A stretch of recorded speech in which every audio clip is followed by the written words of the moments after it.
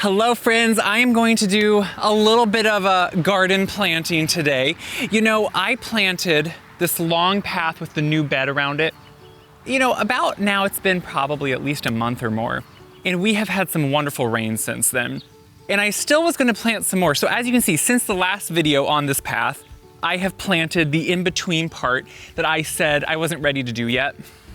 Mostly because I found plants that I liked and that fit in with the overall theme.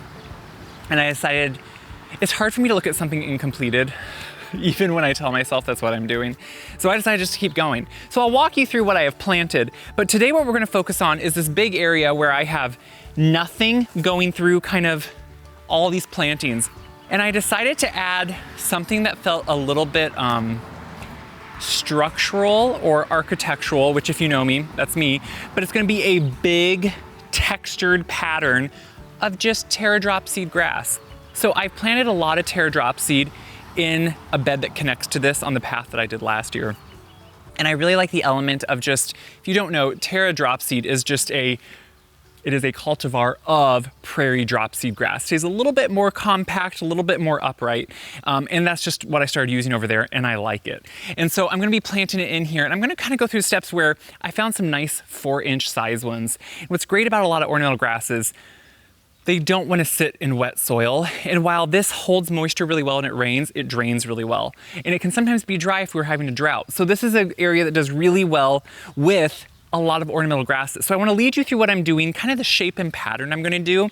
But then since I already mulched it, I'm going to go over how I'm planting within that mulch because I don't want lots of soil kicked up into the mulch. That's going to cause more weeds and just more headache later on. So we'll kind of go through all those steps. I'm using a plant auger again. I'm going to make sure I fertilize, but there's so many individual holes. I have 50 plants to plant, 4-inch size, so small. But I don't want to individually fertilize each one. So we're going to talk all about that and go over it. So this is the area, and it's in between woodward arborvitae shrub and Niagara arborvitae, which are more trees and they get large.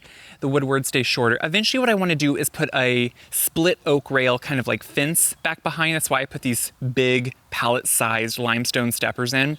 I'll put them down to the mulch a little bit, but I was just setting them there to get my overall shape. So around this, I did a lot of the same plantings I've done everywhere. I did more Summer Magic catmint or nepeta. I did more of the Culver's root, more of the Caradonna salvia, did some more mountain mint, and I also did some Joe Pye weed because I just like Joe Pye weed. So I put in some Joe Pye weed that'll get nice and tall. And this is where eventually I'd like a gate with just a nice split oak fence going across. I think that'd be really pretty there. But what we're focusing on is this big swath of empty. So you can see if you back up, it kind of has a curve of almost an S. And what I want to do is fill that in so it becomes a sea of green texture. And it's all going to be this teardrop seed grass that I have right back here in the cart. So if you're not familiar, I can show you the cultivar name right here. So you can see, I ordered all these offline actually. Beautiful starts. I ordered from them this spring and it was really good. I think it was called Wyse Perennial and it worked really well. They have beautiful plants. They came packaged perfectly. Not one was spilled. And look at this great start. It was probably a plug to begin with, but it has grown in really well. And what I always like to check if I'm buying a plant, especially if it's small, how's that root structure? Look at that gorgeous root structure. That means this plant is very well grown. It's not too small to plant. Sometimes if you just get plugs, their root structure can be a little iffy because it can be really, if things are plugs, you don't want to overwater them because they don't have the roots developed and it can just rot them. In this case, since they have really well-developed roots, they're going to work perfectly to plant them in. So these are all the plants, but what I want to start by doing is getting the area ready. So I put mulch down over everything because I did not want weeds. And if I would have left this soil bare, there would have been so many weeds. So what I did was cover it with mulch, and that really suppressed those weeds, but also retained good moisture in this area. Now, we have been blessed in the last few weeks with beautiful rain. And we've been in the part of Iowa that has not experienced flooding.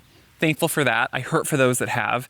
So it is still a little damp in the soil, but I'm okay with that because if you look, I think more rain is coming. I look at the weather. This is where weather comes from. And it looks like it's gonna rain tonight and or tomorrow. So I wanna get these in the ground, and what I'm doing to start is getting all of that mulch pushed back. So the reason I'm pushing it back is because if I just took my plant auger and drilled holes, it would work fine, but it would kick up a lot of that soil above the mulch and work into it. Now I've already laid a pretty thick layer of mulch that I don't feel like necessarily laying more. So instead what I'm doing is just taking a hard landscape rake and I am just going to bring back the mulch as best I can. Now, some soil might work into it, but what this will allow me to do is then set all those grasses and dig the holes without kicking as much soil, so I can then just put the mulch back around them when I'm done. So this way, anytime you're bringing a lot of soil and just mixing it into your rock or your mulch, you're really just creating spaces that weeds are gonna have a better time growing in. Your mulch should suppress those weeds by laying on top of the soil that contains the roots. So if you kick those, or contains those seeds. So if you kick those seeds and soil up onto the mulch, you're just gonna have more weeds. So I'm just gonna scrape all this back, and then we can start laying out our pattern.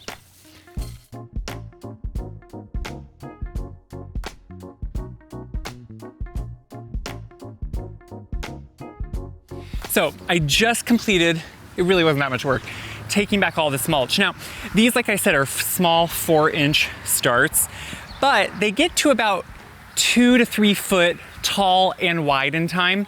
And so you wanna make sure you space them depending how you want that design to go. So that goes for any plant. I want them to, when they're full size, grow into each other, to touch each other so they can become a sea of color and texture, but I don't want them to crowd so tightly that they kind of crowd each other out. So I'll probably go at least about 2 feet apart on center all the way through.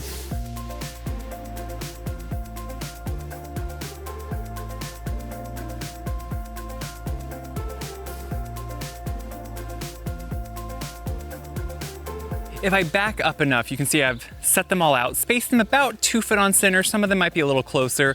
Again, as they grow, I'm not too worried. I want them to grow into each other. But what we're really doing here is creating a shape. So I'm taking, just to make it more organic, have a little bit of movement to a bed where I have lots of groupings.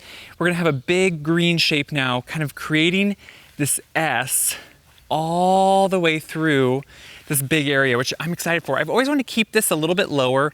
I like looking out the horizon, so I don't want to distract too much from that view, but I think it really just kind of lets in this nice organic sense of texture that will be there seasonally. Like all the feather reed grasses I also have, these have year-round interest. They get seed pods on them, they dry in the winter, so they have that nice texture in the wind. They could get trampled by snow too, which is completely fine, but pollinators can live under that debris. So really this is now gonna be just a nice sea of green out here, especially a nice contrast against the salvia that's blooming, against that Joe Pye weed, the Culver's root, the Nepeta. All of it will kind of just work together and then really flow into the rest of the bed. So to do this, I'm using an auger. You can see I have down here, I think it is just a 3-inch or 4-inch auger. I think it's a 3-inch. I should look again to make sure. But what I'm gonna do is set all these off just slightly. So I'm gonna go through, set them all off right beside so I know to dig right beside. And then I'm just going to sprinkle my biotone. Now, you know I always use biotone. So this is just going to help those roots get acclimated and pretty much love to be where they are and where they're going to be planted. So instead of sprinkling it directly into each hole, I'm going to move the plants off of where I'm going to dig each hole with an auger and then sprinkle this all over the soil. So as I dig an auger, some of it will work down. It's just going to be a little bit more efficient since these are small 4-inch plants than taking a handful at each hole and throwing it in. I'm just going to spread it over because it also just acts as a great organic boost for the soil to start with too. So I don't mind just spreading it around, letting it work down in with the auger, putting the rest in around the plant as I pack it back in, putting it all together. So I'm gonna set all the plants off slightly and sprinkle it around. Now that I have that spread all over, I'm just gonna take my auger, I'm gonna start making holes in this whole area so we can just pop them in. You know, this is really for ease and for efficiency. It's quicker, it goes through the soil easily, whether it's dry or wet. So I've really been enjoying it this year and kind of getting more into the mode of getting used to an auger. This is a smaller one that I can just use with my in-house drill, so it really is easy to control and maneuver.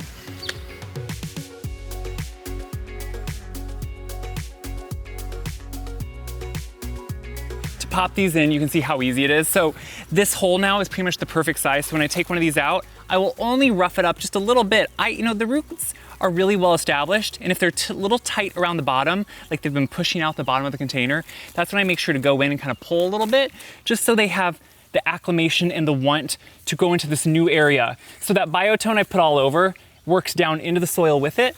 I just pot it up. It's like potting it up, but I'm planting it in the ground. And then I just move on to the next one. Much more quick than digging each one by hand.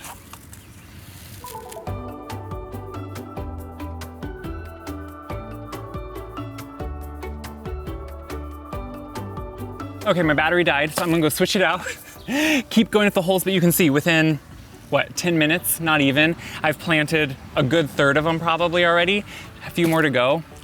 And in this area, I can finally call it done. It's kind of the exciting part to me. Once I have something in my head of what I wanna do, it's really hard for me to hold off. So this is one of those things where I was gonna hold off, but then why, right?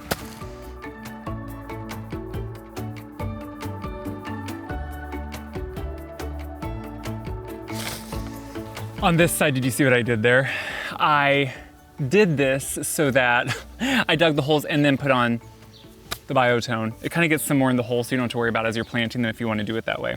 So I gave myself about a 2 or 3, I think, plant leeway that I have extra, hopefully, that if when I get done I want to add, I can. But I want you to look again at how good this root growth is. So if I come up to the camera, you can see how tight and beautiful that is. I do go up to it and I like to get in there and open up that bottom a little bit. So if you even rip off that bottom portion, see this? I'm ripping that off because what this is doing is exposing all these now roots to want to grow outwards. Sometimes I like to think of roots as almost having a memory where when they are so locked in place and being tight in a container like that, being able to open them up gets them a little bit more able and willing to branch out into that native soil. So this is an area that has really good soil, black, loamy. Some of them don't have that, so I'm not ripping this one up. It's very tender on the bottom. What I am making sure I'm doing though, since it's well-draining soil, I'm still making sure I plant them high enough that if you plant them too deep, the crown of that plant is gonna sit almost below soil depth. And if you get inundated with rain, or if you're in a wet area, that could eventually rot the plant. And especially when it comes to ornamental grasses, they do not like to have wet feet, meaning they don't like to just sit in water. So if you feel like you have an area that maybe doesn't drain as well, make sure to plant high, because that is always gonna be better for the plant than planting too low.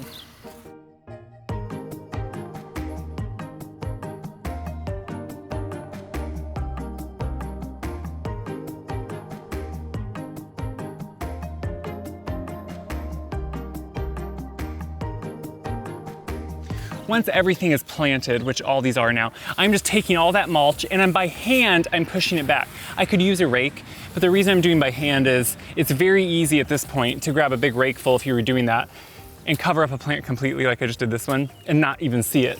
So by hand, there it is, I can control that I'm actually putting them around the plants.